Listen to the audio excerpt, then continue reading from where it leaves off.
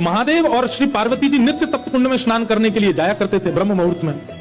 एक दिन महादेव और पार्वती जी दोनों गए तप्त कुंड में स्नान करने, तभी देखा कि नन्हा सा बालक तप्त कुंड के बगल में सोया है और रो रहा है। पार्वती जी देख करके घबरा गई। जैसे बालक को उठाने की महादेव बोले रुक जाओ, ये कोई मायावी बालक लगता है, इतने विशाल पर्वतों के बीच में तप्त कुंड के पास ये नन्हा सा बालक यहां कैसे आ गया? ये कहीं किसी राक्षस की चाल तो नहीं, कोई मायावी क्रिया तो नहीं हो रही है, इसको गोद में मत लेना। परंतु पार्वती जी इतनी करुणा है, इतनी दया उनके चित्त में, वो बोली आप तो ऐसी सोचते रहते हो, अरे नन्हा सा बालक, इतना ठंड पड़ रही है, रो रहा है और आप कह रहे हैं गोद में नहीं उठाऊं। तुरंत पार्वती जी ने गोद में उठा लिया, कंबल में लपेट लिया, बालक को हृदय से लगाया। अरे इतनी रात्रि, इतना ठंड पड़ रही है और ये बालक ऐसे उघारा सा बैठा है।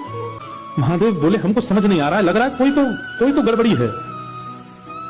पार्वती जी बोली अब आप सोचते रहो, हम तो हमारे हृदय का वात्सल्य भाव है, हम तो इस बालक को ऐसे नहीं छोड़ सकते।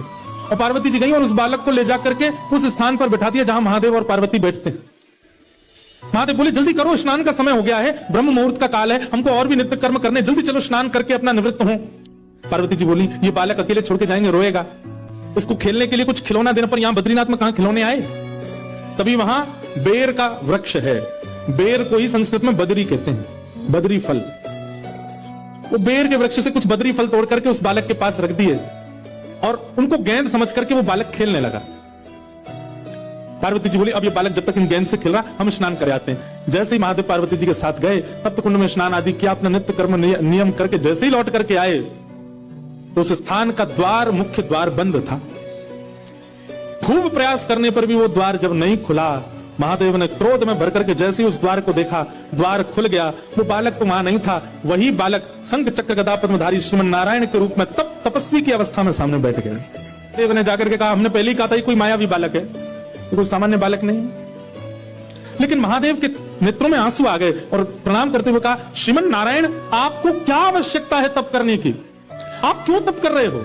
इतना हट क्यों कर रहे हैं आप तप के लिए? ऐसा किस चीज की प्राप्ति के लिए, किस भाव की प्राप्ति के लिए आपको तप करना है? तो भगवान नारायण जो बात कहते हैं वो ध्यान से सुनिएगा। कर्म की पत्नी का नाम है तपस्या। बिना तप किए कर्म फल नहीं देता।